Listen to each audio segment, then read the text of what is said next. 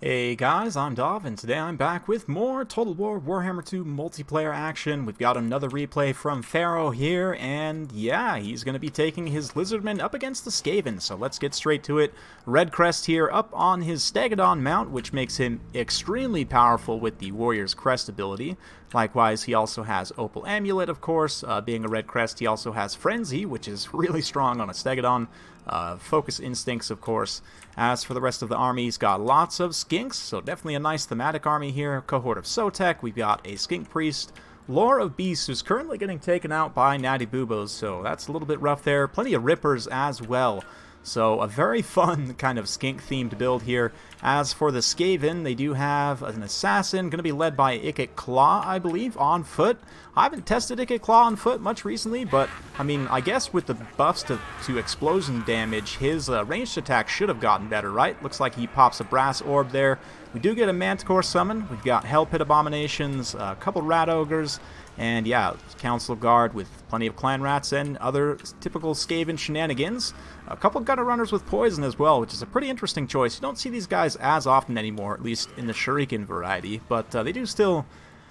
yeah, they're pretty decent in this matchup. I like the slings just for the longer range, but definitely can get some work done, especially to counter something like this Manticore summon. But Pharaoh, just knowing exactly what is going to counter his Stegadon, the Red Crest, obviously very expensive up on that mount. He's going immediately after these Natty Boobos here with that Manticore. That is going to pull in the Hell Pit Abomination, but that of course leaves the Ripperdactyls able to come in from multiple angles. Ikit Claw does use Howling Warp Gale Heal to freeze those Colossadon Hunters in place, keep the anti-large away at least for some time. Gunner Runners with those Shuriken do a little bit of damage to them. It's not amazingly impactful. But over here, the Red Crest comes in to crush this flank, and the Rippers are going to get in support as well. These rats will evaporate very quickly over here to this kind of sustained assault, though the Skink support is not doing too hot either. The Assassin trying to get in here to get some work done on the Skink Chiefs. A little bit of a dangerous situation, but the Colossadon Hunters do finally drop in here, and just look at them tear apart these Rat Ogres. Colossadon Hunters are a very glass cannon-y unit, I guess is what you would call them. They are very squishy to missile fire and need to be deployed in the right scenario, but if they get their burst damage in, you can see they just annihilate some key units here, able to chase away Natty Boobos. It looks like a second Manticore summon going to be used. I heard it pop off. I don't know exactly where that went. But regardless, Howling Warp Gale here to freeze these Ripperdactyls in place. Definitely a very essential tool to have in your toolkit. Looks like another Brass Orb there. The Council Guard actually fighting up against the Cohort of Sotek, which is a decent trade for the Lizardmen, all things considered. Cold One Riders, Pop-Hopok's Cohort sweeping in from the side, going to start to clean up some of these units in the back line. And yeah, it looks like these... Rippers, which were sent to chase the Jezzails, unfortunately do get screened out by some Gutter Runners, so good play by the Skaven player there. Colossadon Hunters also running pretty low on HP as well, and those Rat Ogres do come back, and I believe the Jezzails do come back as well. So a nice power spike for the Skaven. Obviously, Lizardmen don't have that many fast, pursuit-type units to chase units off. This is a pretty good situation, though. This Skink cohort going to chase a number of units off the side here. Hopefully, those Rat Ogres do actually get off the field, but still plenty of Skink infantry at this point. But you can see the Skaven are starting to put together a bit of a second push. We're going to keep it close here with these guys as the Stegadon engages the Red Crest, shouting commands at his Skink bros down on the ground, and the Cohort of Sotek obviously being unbreakable, fighting to the very bitter end here, as do the Council Guard, and they are just about worn away at this point. So if you can get rid of the Council Guard early in a game like this through isolation, that's going to be very strong. Pop-Hopok's Cohort also coming in to help drop a rear charge, try and finish off this Hell Pit as well. You can see the balance power starting to turn back for the Skaven as this force that has come back from route here. These Rat Ogres, these Gutter Runners, the Jezzails as well, even 9 unit models still can be very dangerous in a late game situation like this. So it's anyone's game still. Likewise, the Hell Pit Abomination starting to get some consistent hits, especially with Ikit in support here. A lot of people don't realize, but Ikit on foot does do anti-large AP, has some pretty good splash attacks as well, so he's going to do a nice job supporting here, although he does get bopped by the tail pretty hard. He needs to be careful not to take direct attacks, especially while the Skink Chief has the Warrior's Crest active, because he will get like 2 or 3 shotted at that point. But Yeah, Opal Amulet to help resist some of the damage there. And you can see consistent DPS on the Hell Pit as well. The Popopox getting pretty low at this point, but they do manage to connect on a charge on these Rat Ogres in the back line, drop a couple of unit models, and draw some of that Giselle fire away as well. So far so good. It's not looking amazing, but I say so far so good. But yeah, anyway, the Hell Pit here is continuing to take some damage. Will it get its healing procs at this point is the big question. That could definitely put a big dent on the bounce power for the Lizardmen. Or likewise, if it just straight up dies here, then it will equalize things quite a bit as well. But you can see Ikit takes a bunch of big attacks. He doesn't have the best leadership either, and so with no infantry support left, he's going to be in trouble. The Assassin took a bunch of damage from the Red Crest, and you can see Assassin's Trophy being used to help try and counter that Warrior's Crest somewhat, but still 52 melee attack with almost 500 total weapon strength. He is going to be an absolute beast, and the Hell Pit actually goes down rather than getting its healing proc, which is absolutely huge. Granted, it does look like the Ripperdactyls were definitely playing a role there, and the fact that there's still these Ripperdactyl models kind of isolated in here, because they do so much weapon damage, like even just a couple of models can absolutely rip through an infantry corps like this in a late game.